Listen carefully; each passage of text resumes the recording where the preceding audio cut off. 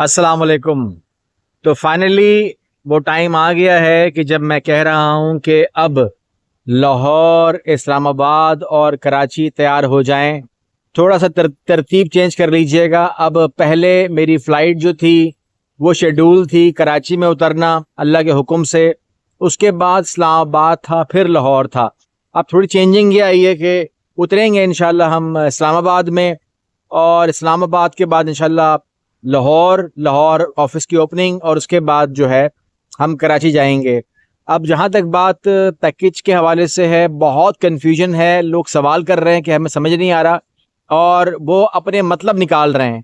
देखें, मतलब तो आप जो मर्ज़ी निकाल लें, लेकिन मैं आपको क्लियर कर दूं कि जो प्रोसेसिंग फ़ीस होती है, जो वीज़ा आने के बाद आप लोग पे करते हैं, वो ज़ीरो कर दी गई है। वीज़ा आने के बाद, प्रोसेसिंग कंप्लीट होने के बाद आपसे वो पैसे नहीं लिए जाएंगे।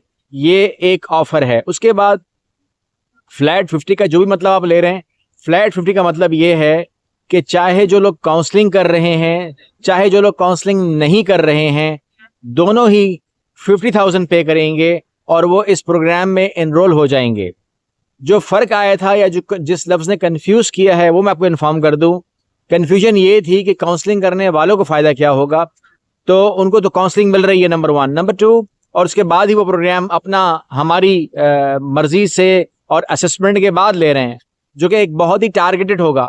लेकिन सवाल ये पैदा होता है कि एक ऐसे आदमी की हमने बात की कि जिसकी काउंसलिंग बुक हो चुकी है, ठीक है, और वो कहता है कि जी मैं अगर अपनी काउंसलिंग को अगर सरेंडर करता हूँ, मैं अगर अपनी काउंसलिंग को नहीं लेता हूँ, अब नहीं लेता हूँ, तो मुझे क्या फ़ायदा होगा फिर? तो उसको फ़ायदा ये होगा कि वो फ्लैट 50 के अंदर अपनी काउंसलिंग की फ़ीस को एडजस्ट करवा सकता है। इसका मतलब ये हुआ कि अपनी काउंसलिंग को सरेंडर करने के बाद वो 35,000 और दे करके अपना प्रोग्राम बुक कर सकता है। ये फ़र्क है। लेकिन अगर वो काउंसलिंग कर लेगा तो उसको फ्लैट 50 का 50,000 पे करना पड़ेगा, और जो काउंसलिंग नहीं करवाएगा वो भी 50 पे करेगा। इस तरह ये बिल्कुल बराबर का मामला चलेगा। मैं उम्मीद करता हूँ कि अब क्लियर हो गया है। बाकी से कोई और मतलब नहीं है। जितने मतलब भी आप लोग निकाल रहे हो मुझ तक पहुंच रहे हैं, लेकिन उनके वो मतलब नहीं है।